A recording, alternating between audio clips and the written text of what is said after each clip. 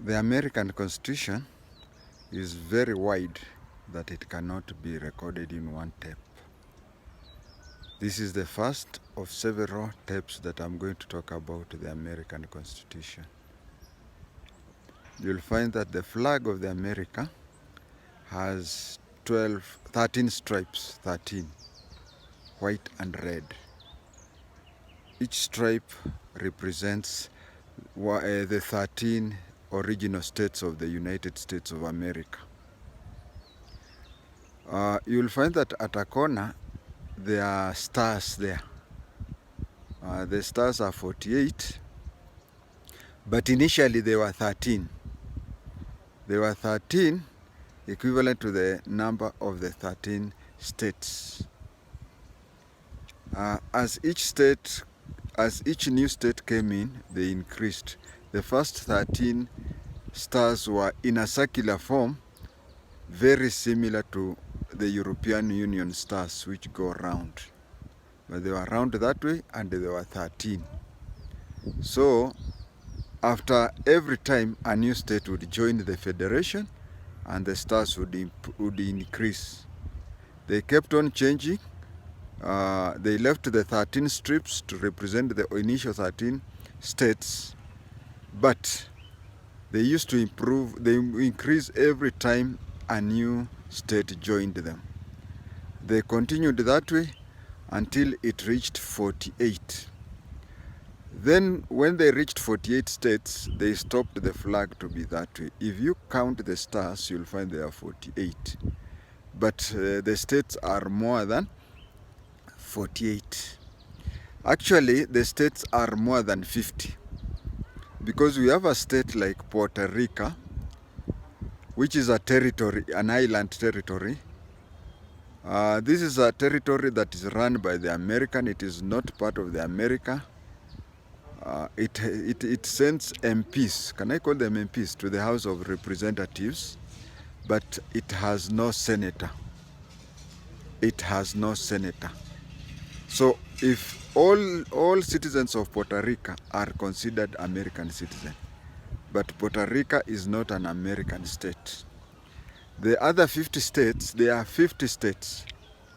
Each state sends 2 senators, whether the state is as large as Texas and California, or it is as small as Washington. Each and every state has 2 members of, 2 senators. So in America there are 100 senators. When it comes to the lower house, which they call House of Representatives, which in Kenya we equate to our National Assembly, they have a fixed number of MPs. Now, each 10 years, they hold a referendum. Now, they divide the population of America as at the time of holding the referendum, and discover that the people, and then divide the places into that number of constituencies, which they call districts, electoral districts. Now, each member of the House of Representatives represents an electoral district, and it varies in connection with population census. If suddenly these people move away from this state, then the next time we will have less members from this state. We have 3 elections in America. That is on the federal. I'm not coming to the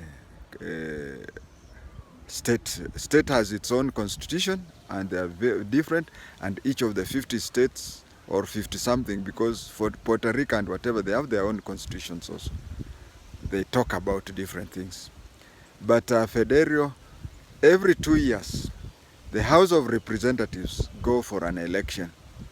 It is like in Kenya, National Assembly is holding elections every 2 years.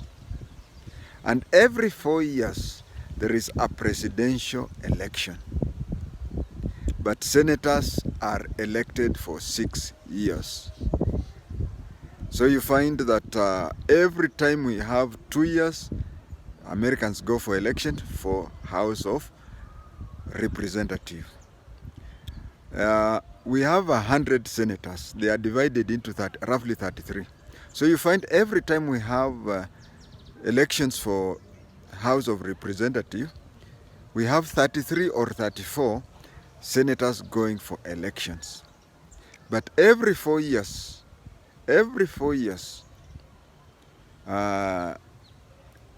you go for the presidential. Every 4 years you go for presidential. So every 2 years we have a National Assembly or a House of Representatives. Then every 4 years we have a presidential, and every 6 years. So if you are elected this time with a president, the president will complete his or her term, 4 years term, and then you will continue until 2 more years. That is how presidents, senators, and members of representatives are elected in the USA. Watch out for another tape, because as I've said, this is the first of several which will cover the American Constitution. Thank you.